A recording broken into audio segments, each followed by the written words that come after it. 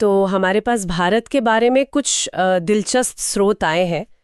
आज हम उन्हीं से जो खास बातें निकली हैं ना, उन पर थोड़ी बात करेंगे। हाँ बिल्कुल। ये स्रोत दिखाते हैं कि देश कितना विशाल है, कितना जटिल है। तो चलिए देखते हैं क्या है इनमें। हाँ, और देखिए, ये सिर्फ कुछ तथ्य नहीं है। जब इन स्रोतों को एक साथ रखते हैं ना, तो भारत का जो पैमाना है, उसकी विविधता और जो मौजूदा स्थिति है, उस पर कुछ गहरी बातें समझ आती हैं। अच्छा, मतलब एक तरह से ये जानने की कोशिश है कि इतने बड़े देश की कहानी है क्या आखिर। बिल्कुल। तो कहाँ से शुरू करें? शायद कुछ बुनियादी पहचान से। हाँ, ठीक रहेगा। जैसे नाम भारत गणराज्य, राजधानी नई दिल्ली और मुद्रा भारतीय रुपया। ये तो हो गई बेसिक बातें। लेकिन पहचान सिर्फ यहीं तक तो नहीं है ना? जैसे तिरंगा है अपना, केसरिया सफेद हरा रंग, और बीच में वो नीला अशोक चक्र। हाँ, और स्रोत बताते हैं कि ये सिर्फ रंग नहीं है। हाँ, इनका मतलब है जैसे केसरिया साहस का, सफेद शांति का, हरा समृद्धि का प्रतीक है, और चक्र वो गति का।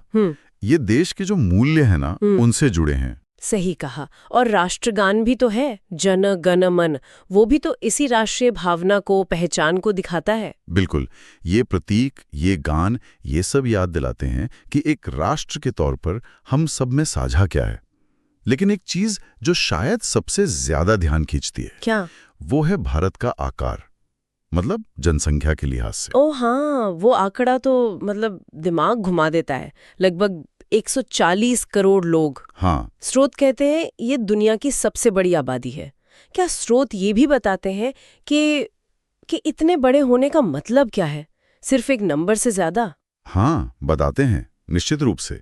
देखिए, ये संख्या अपने आप में मौके भी दिखाती है और चुनौतियां भी। अच्छा, कैसे? स्रोत इशारा करते हैं कि भाई, इतनी बड़ी आबादी के लिए संसाधन जुटाना, शासन चलाना और सबका विकास देखना एक कितना मुश्किल, कितना जटिल काम है। समझा। और इसी से जुड़ी है देश की जो बनावट है, 28 राज्य और 8 केंद्र शासित प्रदेश।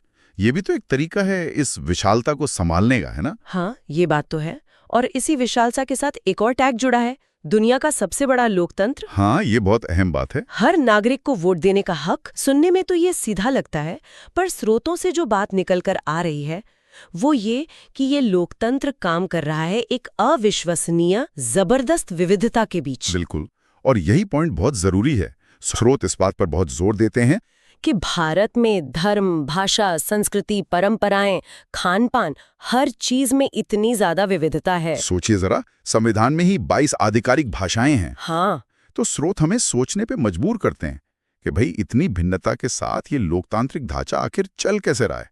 क्या कोई खास वजह दिखती है इन दस्तावेजों में? देखिए, स्रोत कोई एक, क्या कहते हैं, जादुई फॉर्मूला तो नहीं बताते, लेकिन वो इशारा करते हैं कि शायद ये जो साथ रहने की, एडजस्ट करने की एक लंबी ऐतिहासिक और सांस्कृतिक आदत है ना, वो इसका हिस्सा हो सकती है। अच्छा, सह अस्तित्व। हाँ, और हिंदी और अंग्रेजी, जैसा स्रोत बताते हैं, वो संपर्क भाषाओं की तरह काम करती हैं जरूर, पर जमीन पर तो वो विविधता पूरी तरह मौजूद है। और यही विविधता हमें इतिहास की तरफ ले जाती है। सही। स्रोतों में जिक्र है सिंधु घाटी सभ्यता का, वेदों का, रामायण महाभारत जैसे प्राचीन ग्रंथों का।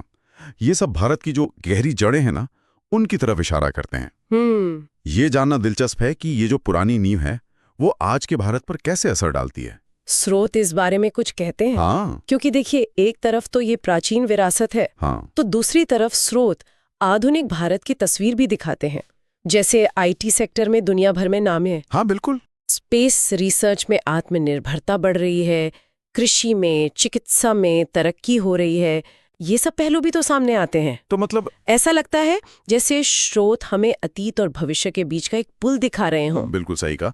और ये कोई विरोधाभास नहीं है।